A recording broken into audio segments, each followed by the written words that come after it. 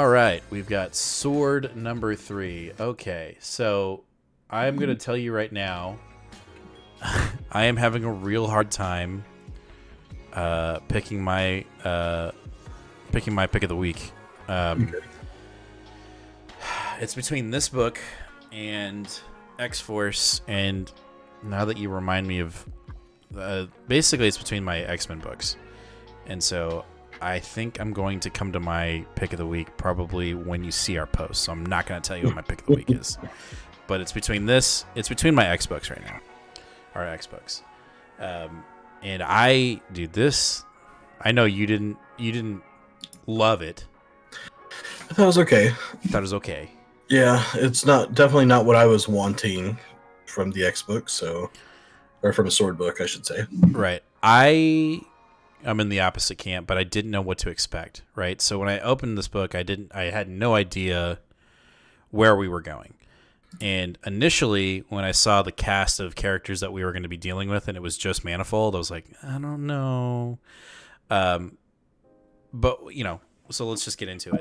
So this book basically is just a bio, essentially, of Manifold and what he can do and what he's been through. And at first glance, you look at Manifold and you think he's just a teleporter. That's not the case. So we get a breakdown of what Manifold's powers are actually, what he can actually do. Excuse me. And what he can do is he bends space around him in order to jump.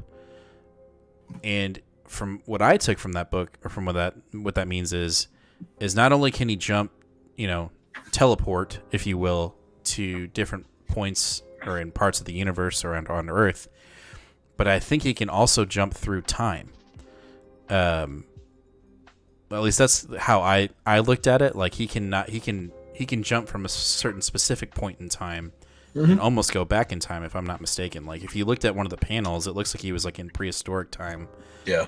Somewhere. So he's not necessarily teleporting, but he's not. So he's able to fold space around him to manipulate space and time. He has space to bend. What happens when it refuses? Ooh. Yeah. And there's one panel that's a 2-page panel splash that's got like him jumping, which I thought was really cool. It was like almost a rainbow, or it is a rainbow. And somebody pointed out on Instagram that it was also the colors of the Infinity Stones. I don't know if there's any coincidence there. We'll see. But he also has a dialogue with some people of his native land, which is in Australia, and he makes, they're skeptical of him being part of Krakoa, and he makes an effort to let them know, like, oh, there's a land of like respect. There's a rule or a law saying like respect the land. And when he's leaving, they're kind of like, yeah, but they had to make it a law, so it's clearly an issue, which is something that he's kind of dealing with. But the biggest part about this book isn't really, the last part of this book is the King in Black tie-in, right? I'll just spoil it now. He gets, at the end of the book, he folds space to our current mutant friends who are all nullified by nullified cable, right? But the, third part of this book, we learn obviously his powers, but we also find out that he goes to the Alpha Flight base, which is currently being in charge by, I can't remember his name, but he's in Ewing's book right now. He's got he's in charge of Gamma Flight. Gamma Flight. That's right. What happens in this book is more important. I think it's a lot more important than we think. Guy Rich. Yes. Guy Rich. Basically, he actually goes there to like, hey, just checking in on y'all, just to see what y'all are doing about what's going on with Null. And he basically walks in on Guy Rich having a phone call with somebody, and he's talking about Krakoa. He's talking about some kind of an plan to oversight on them. And then he drops a huge hint. He drops the fact that he has a mole within the S.W.O.R.D organization, basically spying on Krakoa. And I don't think Manifold hears that part. I think he dips out before the conversation ends. So he doesn't hear that part, but what he does get is he looks at some files that he was looking at, and it's Orchid, or I think that's how you say it, Orchid. Yeah. Which is the original organization that the mutants were dealing with in the Powers of 10 and House of X. So they're still around, and they're clearly Gamma Flight is now is a part of that organization, which doesn't really surprise me because they're worried about the mutants, and I think it only makes sense that they're a part of that organization. And then the other thing that happens, and I didn't really cover this, but I think it has implications within the Marvel Cosmic part of the universe, is Manifold's discussion with the Lizard Dude. That's a huge thing because Snarkor. Yeah, Ewing has been playing with that species since Guardians 12, or I don't remember. Whenever that council. Oh yeah, no, that's issue like 5, 6. Right, and so we're seeing the consequences of that, right? Because in that issue, that species lost their planet to Null, and then somebody was killed within the base of that as well. And so what we get is we're dealing with the hierarchy of that race, and Manifold goes to them and says, like, hey, we need your help. Y'all don't really have a planet. You've been dealing with this. Why don't you help us on Earth? Like, we need the help. And the character that he's talking to is like, no, why would I do that? Like, it's literally dealing with my problems, and I can just let Null lay waste to my enemies, and I can pick up the pieces from the back end. And Manifold's like, right, fine, I'll dip. Like, I thought I'd ask, right? Right. And then as he leaves, like, all these consequential things are happening behind Manifold. Like, he's just missing the important parts, right? So when he leaves, the Lizard Dude gets freaking assassinated, which I think is going to have implications within S.W.O.R.D, and I think it's going to have implications within Ewing's Guardians run right now.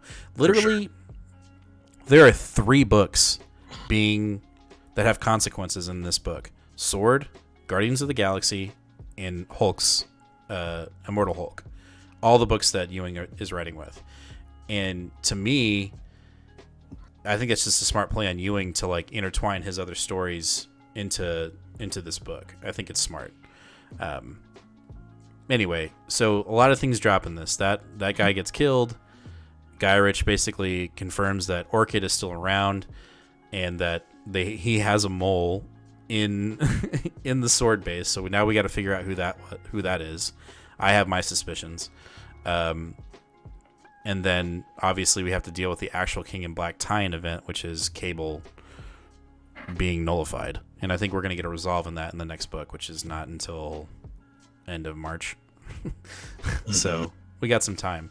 But I enjoyed this book. I know that you were kind of meh on it, but yeah, I mean, like it. I was hoping for a different direction. It's not that I don't think that what happened here was good. I just, I don't know. Just was hoping for a different direction.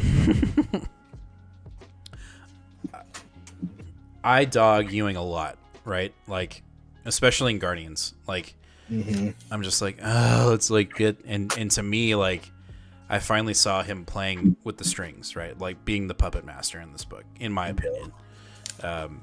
And I think I think the most impressive thing about this book is I think that Ewing and Hickman's offices are probably right next to each other, because I feel like they're like, Ewing's like, give me more of your plot points so I can put them in this book. And I think with Orchid being dropped in this book, it was like, oh shit, like we're finally getting some consequence. What do you think about Doom joining the Guardians? Nathan loves it. Oh, I'm so excited. I'm so excited. Nathan is like beyond excited. I'm like, what's going on? Not in a bad way. I don't know. Yeah, I Doom's just one of my favorite characters, period, regardless good or bad.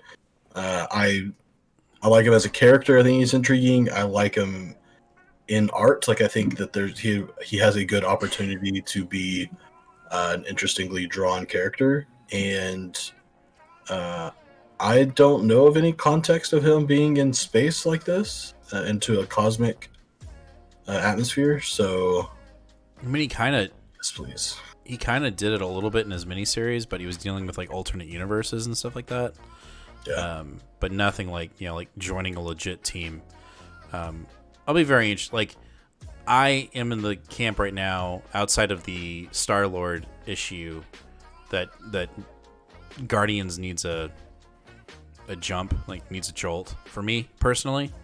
I know you've been loving it. Yeah, I roll, but for me personally, like, I am intrigued. I just hope it's not another, like, I don't know. For me, Ewing's Guardians run has been flat, and I think it all started with the whole introduction of the Greek gods, and for me, I was just like, where are we going? Well, And yeah, then, I'm not super into that either. and the thing is they're literally gonna be in the next issue, so I hope he resolves it fairly quickly. But that Star-Lord issue for me, it was like, ooh, let's do something. But that's besides the point. S.W.O.R.D for me, this is a contender for pick of the week. You're gonna have to find out on our Instagram feed what I pick, because I'm still trying to figure it out. I may be convinced by the end of the show, but right now it's between S.W.O.R.D and X-Force. And then before we started the show, you reminded me of Wolverine, and I was like, oh yeah. So I'm still on the fence. So